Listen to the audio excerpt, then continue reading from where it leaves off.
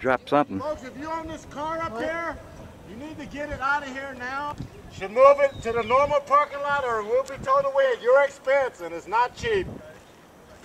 I can't imagine what it would be. What do you think? I can't imagine anyone doing it. Stupid people. Stupid people.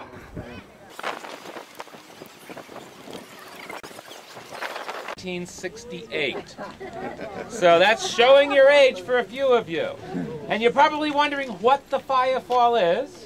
I'll get to it. And why we don't have it anymore. I'll get to that. But while I'm talking about it, see if you can figure out why it ceased to exist. Okay? So that's your job. So first of all, what is the firefall? A nightly event. Happened every night all summer long from 1872 until 1968 when it ended. So just shy of 100 years. And the firefall looked like a waterfall coming off the cliff of Glacier Point, except it wasn't made out of water, it was made out of fire, exactly. So right where you folks are standing, right there is where, before that big old rock wall was put in, we would build a gigantic fire there every single night and light the fire at about 7 p.m. By 9 p.m. it would be all glowing embers, and at 9 p.m. we would push all the glowing embers off the cliff face. So from down below it would look like 1,000-foot fire fall cascading off the cliff of Glacier Point. So that's what it was. How did it all begin? 1872. The guy that had just paid to build a trail up to Glacier Point, there was no road, there was only the trail, and he built it in 1872. James McCauley, one night in 1872, was sitting out here with a friend, had a campfire, was talking. Anyway, the night came to an end, and he thought, what am I going to do with this campfire? So he says, oh, well, I'm just going to kick it over the cliff. So he did, and that campfire cascaded over the cliff.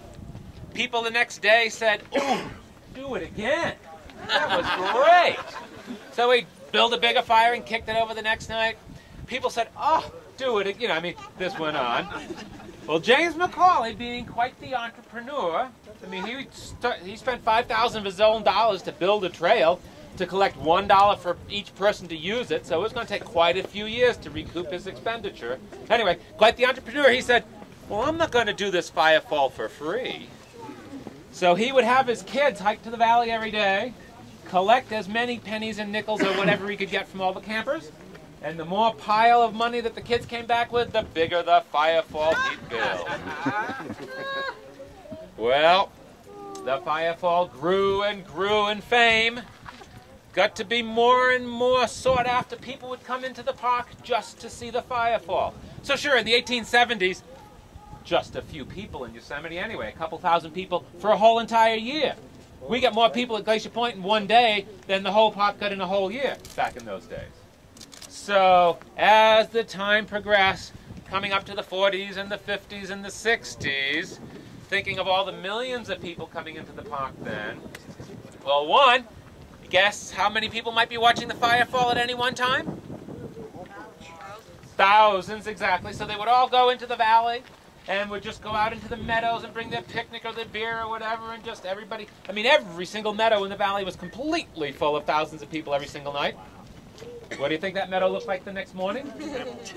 Okay, flat. Think of everyone driving in just trying to get over to this end of the valley. You know what it's like trying to drive around here on Memorial Day weekend? Well, in other words, you can't drive. So total gridlock would exist in Yosemite Valley. And I wasn't here in 68 or prior. I didn't get here till 73, so I've missed it, unfortunately. But they would say cars would stop on the road, beside the road, in the meadows for hours, and no one could move anywhere for at least 3 to 4 hours each evening. So, unbelievable gridlock. And then I've heard there was also a group of people, not nice people, who knew that every individual in Yosemite National Park would be watching the fire fall out in the meadows at 9 o'clock. So this small group of people would visit their cabins. Well, I mean, that didn't happen a lot, but, I mean, that was part of the story. And, well, that's the events in the valley. Up here, it took one gentleman a full-time job just to collect the firewood. And they didn't use any kind of firewood. They used specifically the bark from the red fir tree. And this is, well, the red fir trees are the trees, the reddish trees you saw as you go up a little bit higher. They usually occur right around 8,000 feet. The bark from the red fir tree, when you break this up into smaller than a baseball-sized chunks, becomes the best charcoal briquettes in the world. I mean, better than anything. It can make a great barbecue fire forever. But it was the best wood for the fire fall.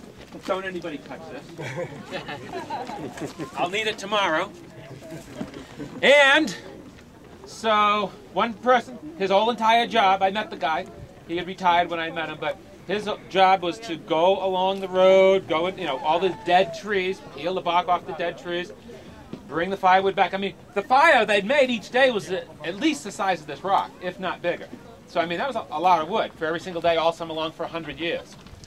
So anyway, they'd build the fire over there, 7 o'clock they'd light it and push it over at 9. In the valley at 8 o'clock, at Curry Village, they'd have this vaudeville show. I mean, singers and dancers and you name it, all kinds of activities happening. And then right at 9 o'clock is when the valley would get quiet. They'd even turn the lights off at the Iwani Hotel. And then they'd start the song. Who remembers what song they sang? How's that go? When I'm calling you. See? Did you sing for that? And if everyone is completely quiet, and everybody would be, you could actually hear those voices coming back and forth to each other. The caller down below would go, "Hello, Glacier." This is just to build the excitement, Up here it'd be, "Hello, Camp Curry." And then, "Is the fire ready?" "Yes." And the last word was? Let the fire fall. Very good. You got it. And then they'd push the fire off. For those of you who saw the fire, how long would it typically last? 2 or 3 minutes. 2 or 3 minutes? That's what most people say. 1 minute, 2 minutes, 5 minutes sometimes. Yeah, the average one lasted about 30 seconds.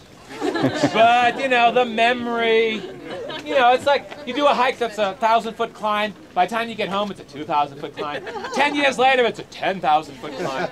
So, yeah, the average fire, some of them went for 2 or 3 minutes, but the average one went for about a half a minute. So, any ideas why we don't do the fire fall anymore? Too much wood. Traffic and fire danger. One, too much wood. Yeah, we were running out of old dead trees, yeah. But it never did actually light anything on fire because it just landed on the rocks below us, so there was never a fire hazard. That's no problem. Yeah. One, it isn't natural. I mean, think about the congestion, the traffic jams, the gridlock, the destroyed meadows. But the biggie was, by around 1968, did we need an artificial event to attract more people into Yosemite? No. 1800s, that was a good idea. Hey, let's have any idea in the world to get a few more people into Yosemite. But by 1968, we're already over 2 million people a year. Now we're at 4 million people a year. So by 1968, we're already at 2 million. So it's like we really didn't need something artificial to attract more people.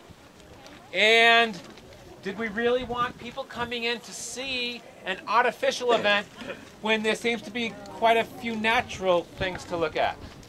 So the answer was no. And because of all the problems in the valley, we finally had to end it. So anyway, even though in many people's minds it's a fond memory, in terms of helping to preserve and protect the park, it didn't exactly do that. So, an event of the past that is no longer because of just too many people. Thank you very much.